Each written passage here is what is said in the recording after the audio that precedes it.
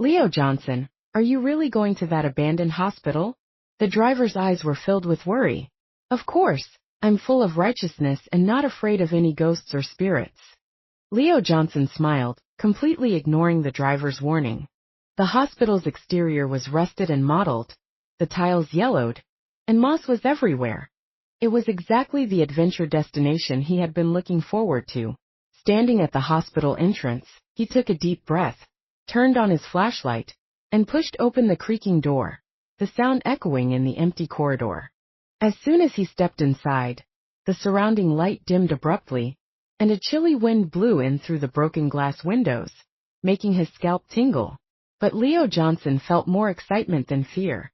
He believed this would be a sensational live broadcast. However, he had not anticipated that at this moment, shadows were silently closing in. No worries, these things only exist if you believe in them, he told himself, continuing to walk forward. When he reached the second floor, he noticed several dark red handprints in the corner of the wall, and a sense of unease began to grow in his heart. Who could have left these? He wondered aloud, as suspense surged within him like a rising tide. My name is Leo Johnson. As a model youth of the new era with strong roots and a healthy upbringing, I have always been a staunch materialist and atheist. I firmly believe that there are no such things as ghosts or gods in this world. I have never seen them with my own eyes, so I have always scoffed at the so-called personal experiences shared online, thinking that they are merely creating hype and seeking attention. So when I accidentally came across those adventure videos on a short video app, and saw them garnering so much attention online, I had to admit I was tempted. In this era of advanced internet, becoming an overnight sensation is not difficult. It just needs an opportunity, and I believe this is a chance given to me by God. Coincidentally, I recently lost my job, and was having a hard time finding a new one. I thought, why not try making a video? Perhaps taking an unconventional path might yield unexpected results. After all, the one thing I've never lacked since childhood is courage. Moreover, as a photography enthusiast, I happen to have all the necessary equipment. If this isn't heaven helping me, what is? So the next day, I took my filming gear, fully equipped, and set out alone. According to the map, I found out last night that there was an abandoned hospital just 4 kilometers away. Today, I plan to scout the location and shoot some preliminary footage to see how it would perform. If it went well, I would start a live broadcast the next day.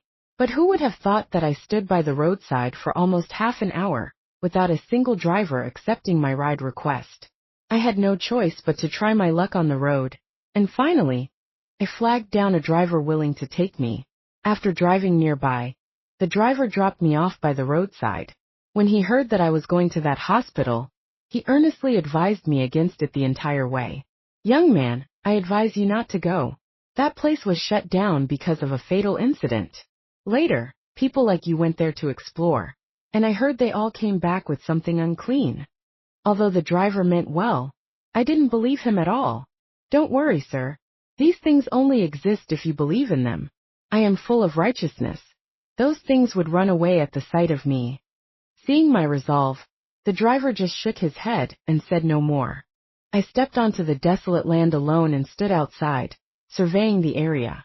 The hospital's exterior was already rusted and mottled, the tiles long since yellowed, and some places were covered in moss. The more I looked, the more satisfied I became, thinking that this was perfect for the adventure theme. As soon as I entered, the surrounding light dimmed immediately. I turned on the flashlight I had prepared and shone it around, discovering that the floor was entirely cemented, appearing quite old. I gradually walked inside and reached the door of a ward. Gently pushing the door open, the creaking sound echoed in the empty room, reverberating endlessly in my ears. I must admit, at that moment, I did feel a bit of my hair stand on end, but I was more excited than scared. After familiarizing myself with all the rooms and structures on the first floor, I found it was not as terrifying as imagined.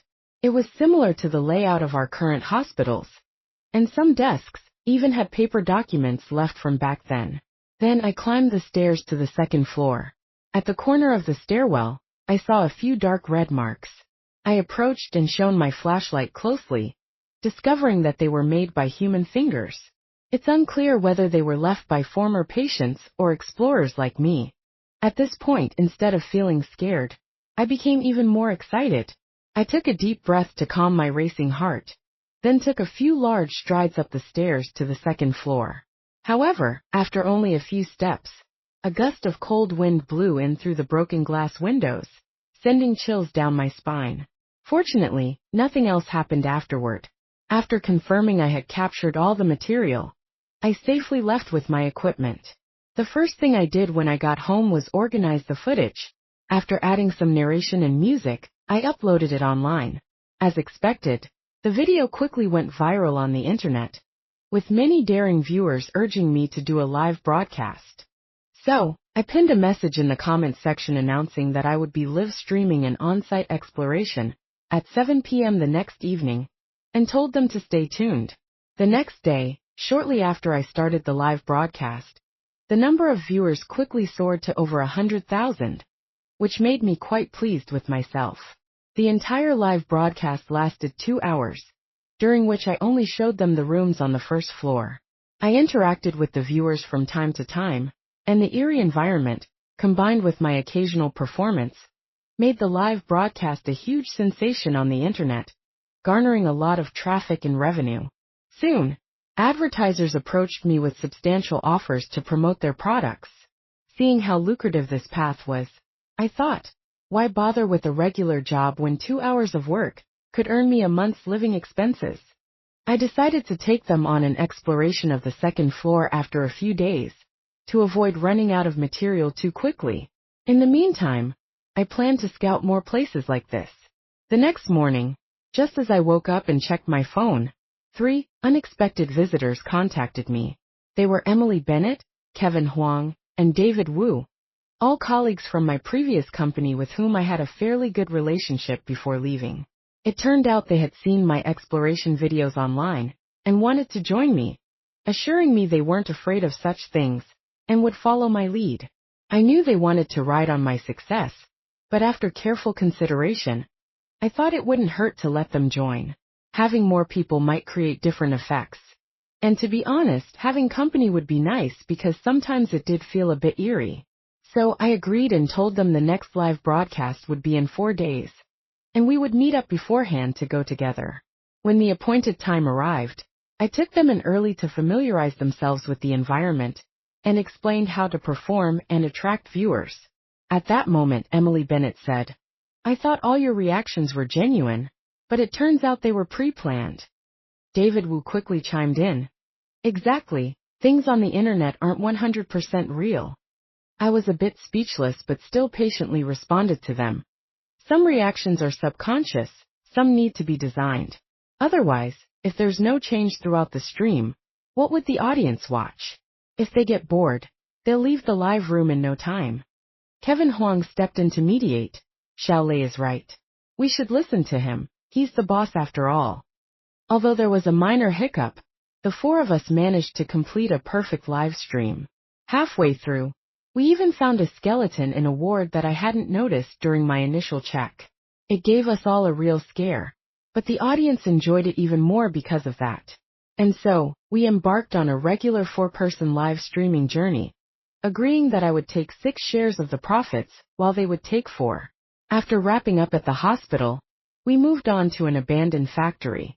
It was said that many workers had died there due to operational errors, which provided excellent background material for them. Later, they explored old apartment buildings, ancestral homes, and dilapidated schools, all of which went viral online without exception. Not only did nothing strange happen in my life, but my pockets also kept filling with more money. However, one afternoon while resting, I received a message from Emily Bennett. "Lei Ge, why don't we take a break from streaming for a while? I've been feeling uneasy lately, like someone is following me. I'm a bit scared." I comforted her saying, "You're probably just scaring yourself, it's nothing." "No, I feel like I've been followed for several days, but when I turn around there's nothing there. Do you think I've picked up something unclean?" "How could that be? We've been streaming for so long, and nothing's happened. Plus, the 3 of us are all fine. Just rest well. You might be hallucinating from exhaustion." She insisted on not streaming, suggesting we go live without her for a while. I had no choice but to agree and take a few days off, just as we were looking for a new location. I thought the matter would pass quickly, but a couple of days later, I received another message from her around 1 a.m. Lei Ge, I feel like there's something under my bed, but I'm too scared to check. I'm hiding under the covers and terrified. Can you come over and help me check? Since we didn't live far from each other, I agreed to go over and see if there really was anything, to stop her from being paranoid. Ting Ting, it's me, Lei Ge. Open the door, I said as I knocked. I heard hurried footsteps approaching the door. When it opened, Ting Ting hugged me tightly. Emily Bennett was almost in tears. Lei Ge, I'm so scared. I really feel there's something under my bed. I can hear noises. Barely able to breathe from her grip, I gently pushed her back and said, It's okay. I'll take a look. I turned on the light and got down on the floor to look under the bed. After a careful inspection, there was nothing. Ting Ting, there's nothing under the bed. I told you, you're scaring yourself. She seemed disbelieving. No way. I really heard distinct noises. Why don't you check now while I'm here? Don't be afraid. Hesitant at first, she finally got down to look and found nothing. How can this be? It's impossible, impossible. She muttered continuously, seeming on the verge of a mental breakdown. I suggested, how about I stay here tonight? We'll see if we hear any noises. Okay. But throughout the night, the so-called strange noises never occurred. However, while we focused on the space under the bed, we both overlooked the faint silhouette by the window curtain. The matter was far from over. Without Emily Bennett's participation, the three of us continued our live stream as usual. However, the results were poor. Perhaps everyone was used to seeing 4 people, or maybe we were somewhat influenced by Ting Ting, making us more timid and less fearless than before. After the live stream, Kevin Huang told us that Ting Ting wanted to move in with him and share the rent. He had agreed. She was convinced that her rental place was haunted and refused to live alone. I thought this was a good idea, as it would prevent her from constantly scaring herself and becoming disoriented. At that moment, David Wu frowned deeply, but we didn't notice. However, the night before Emily Bennett was supposed to move, Kevin Huang disappeared. Emily Bennett was the first to contact him, but he didn't respond. He had promised to drive over and help her move, but he didn't show up at the agreed time, which was unlike him. If something had come up, he would have informed Emily Bennett in advance. Given the series of strange events recently, Emily Bennett felt a strong sense of unease. She called me and suggested, why don't the two of us go to his place to check? We went there and knocked on the door for a long time, but there was no answer. The neighbors said they hadn't seen him come back. Late at night, we had no choice but to give up and decided to wait until the next day to see if he would show up at work. However, the next day, Emily Bennett didn't see him all morning, and I started to worry too. It was odd that we couldn't reach him for such a long time. From the afternoon until noon the next day, we decided to go to the police station and report him missing. The police asked us a few questions and quickly began a search. They searched the company and the surrounding area, contacted people from his hometown, but found no information. Oddly, his car was still parked in the company parking lot, indicating he hadn't left by car. The company cooperated with the police to review the surveillance footage from the previous day. They only saw him leaving the company alone at around 5:20 p.m., not heading towards the parking lot. We traced his steps and found him on nearby shopping mall surveillance, but then he walked into a small alley and never came out. Ting Ting was nearly breaking down. She believed Kevin Huang's mysterious disappearance was linked to the thing in her house, and she refused to go back there alone. There was no other option. Among us, only David Wu could take her in. I could never share a place with someone. So after Emily Bennett packed up her things, she moved them to David Wu's place. However, as soon as she entered, she faintly smelled a fishy odor, especially in the kitchen and bathroom. When she got close to David Wu, she could also smell it slightly, mixed with a perfume scent, making it particularly pungent. David Wu explained that he had bought a lot of seafood recently, leaving the smell in the kitchen and on himself, so he had used some perfume. He assured her it would dissipate in a few days. Emily Bennett didn't think much of it, but she noticed a meat grinder in the kitchen that hadn't been there before. David Wu wasn't the type to enjoy cooking, which she found odd. She couldn't shake the feeling that something was off, but couldn't pinpoint what it was. I returned to solo live streaming, but the numbers were clearly not as good as before. Many fans in the comments asked, "Where did everyone else go? Why are you alone?" I didn't know how to answer because I had been working with the police to find Kevin Huang, but there were no leads. All possible surveillance footage had been checked, but since Kevin Huang lived in an urban village with many areas not covered by cameras, it made the police search more difficult. To make matters worse, a little over a week after Emily Bennett moved into David Wu's place, I wanted to meet her to get more information about Kevin Huang's social circle. I had heard some gossip at work about Emily Bennett pursuing Kevin Huang, so I thought she might know more about him. But when I contacted her, David Wu answered the phone and told me that Tingting had been followed and assaulted the night before. That day, he went out for business, so he didn't leave work with Tingting. When it was well past quitting time, and Tingting still hadn't returned, he worried that she might have vanished like Xiqing, and hurried out to find her. Upon reaching the company, he found it already closed and empty. He retraced his steps and searched the nearby areas, ultimately finding Tingting in the park they usually passed on their way home.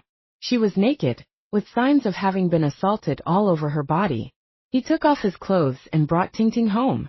No matter how he tried to comfort her, she didn't respond. Instead, she remained in a defensive posture, screaming whenever anyone approached, as if she was in a daze.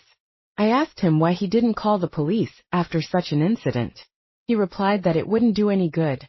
The police still hadn't found Kevin Huang, and there were no surveillance cameras around. Besides, what if Tingting didn't want others to know?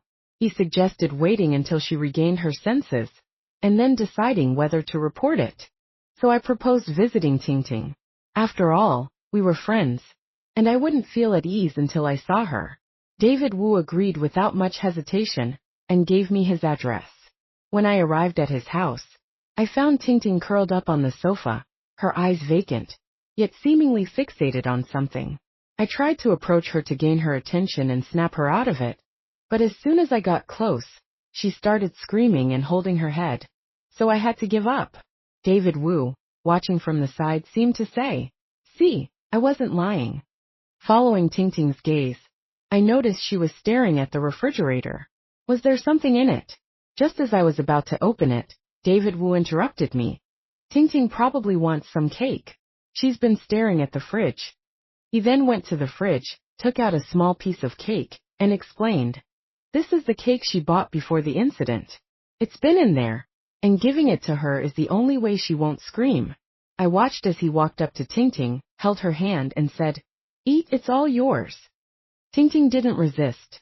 I had no choice but to ask him to take good care of her and left.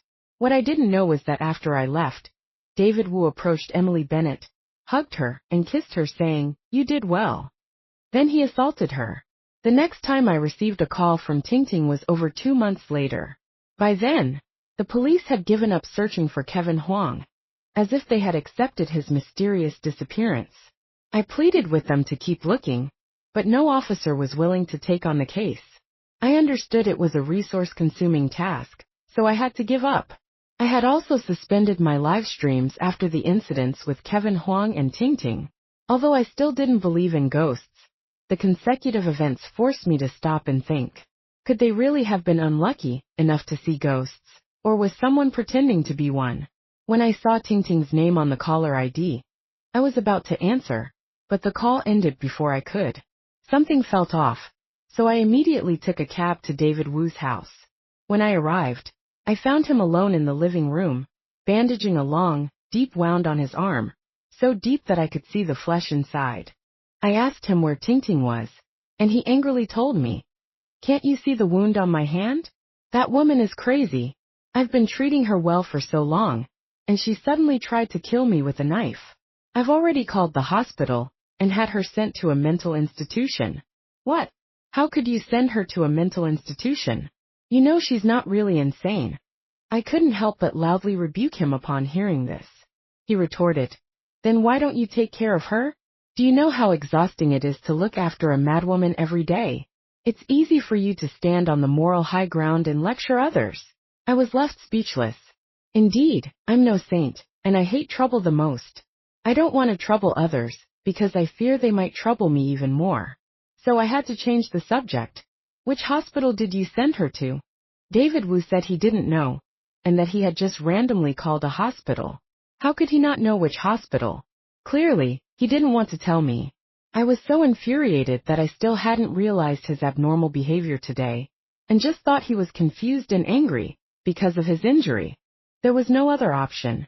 Since he wouldn't tell me, I had to search every hospital one by one. After all, I did feel a bit guilty about them.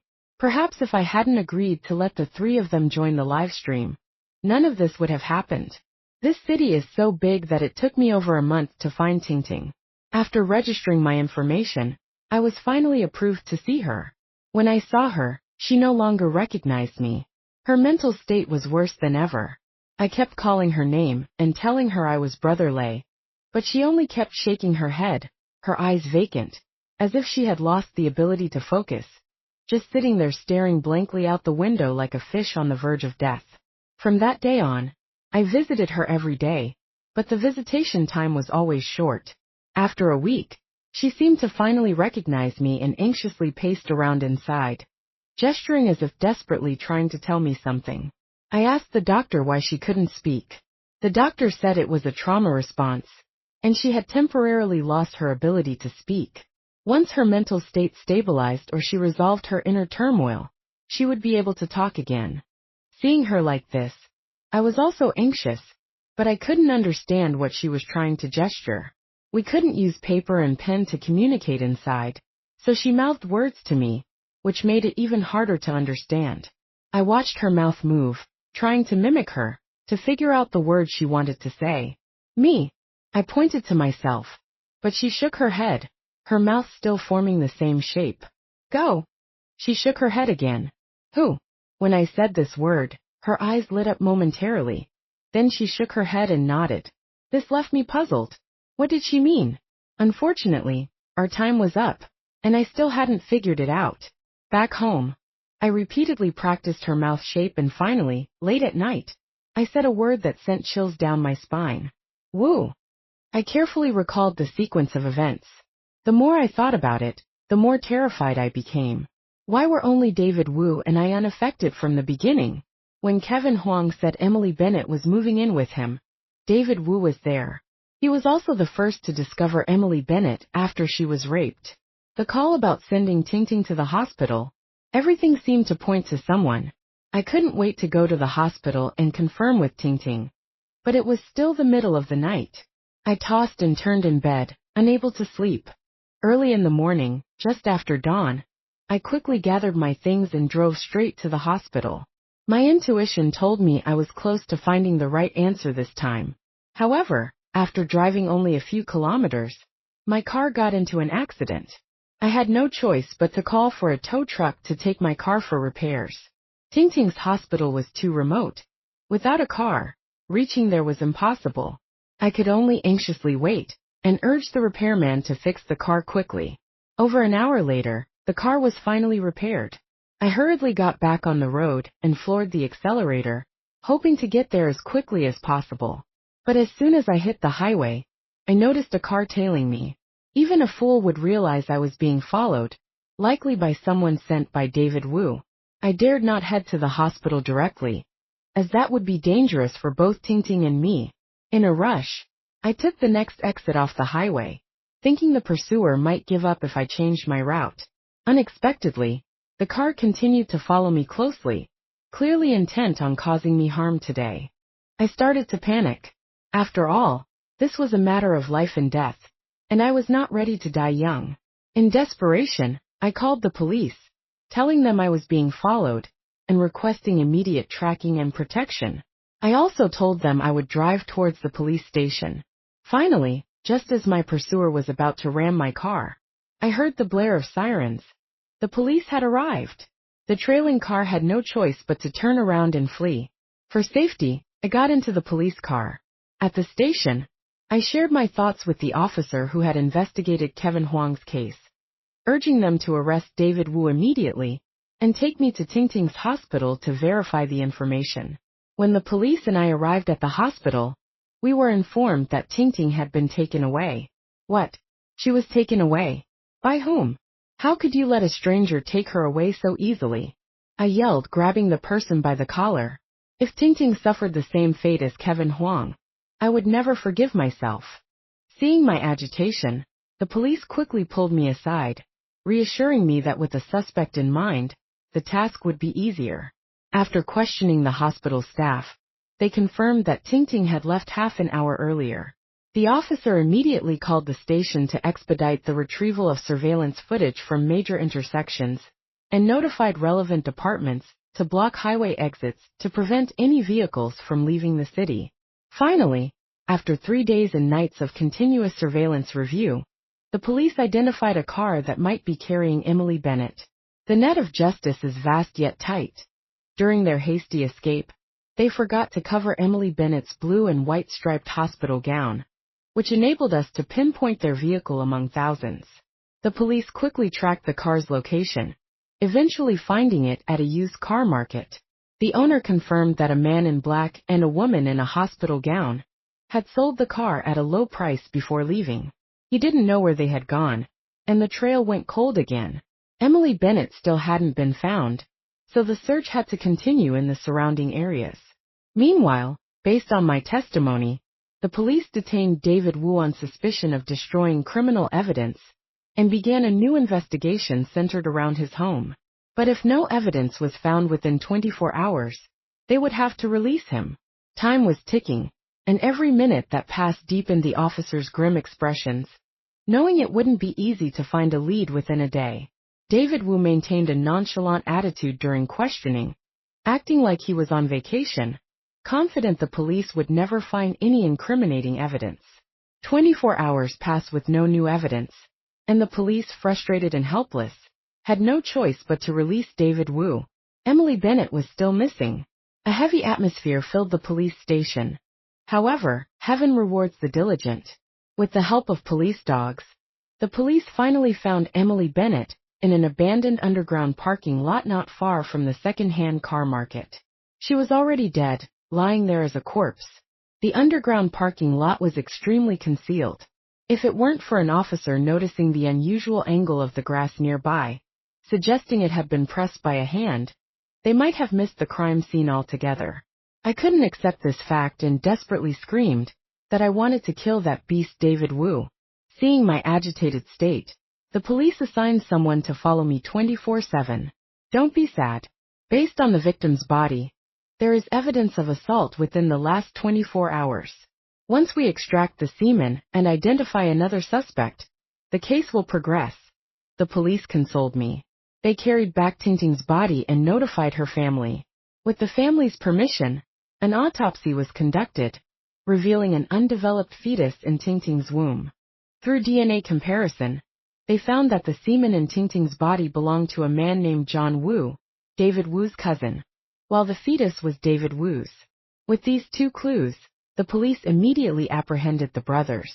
After being caught, John Wu confessed everything to the police.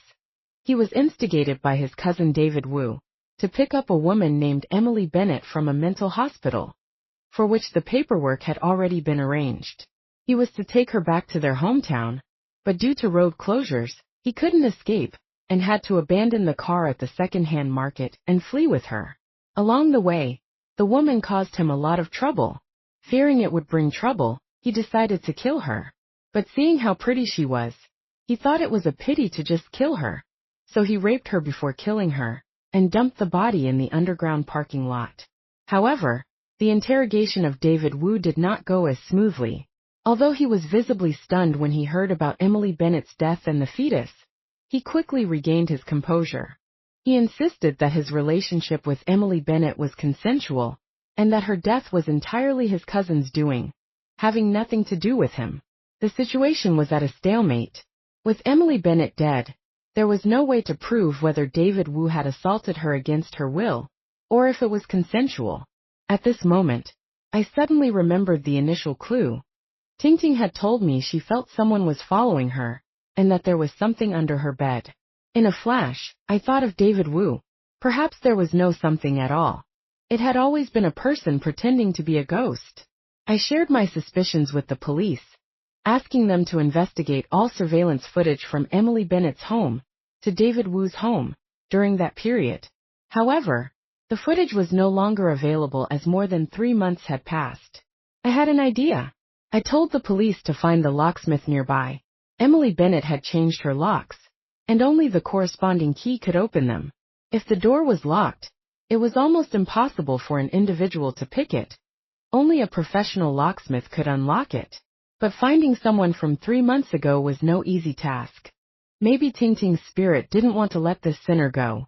We found a locksmith shop in just 2 days, but the apprentice inside told us he was new, and the previous master had retired. How could there be such a coincidence? Based on the apprentice's description, we drove to a remote town dozens of kilometers away, and found the locksmith. He told us that 3 months ago, a man had called him to unlock a door. He said he lived there with his girlfriend, but she took the key when they broke up, and he lost his spare key. Thinking it was normal, I didn't question it and unlocked the door for him.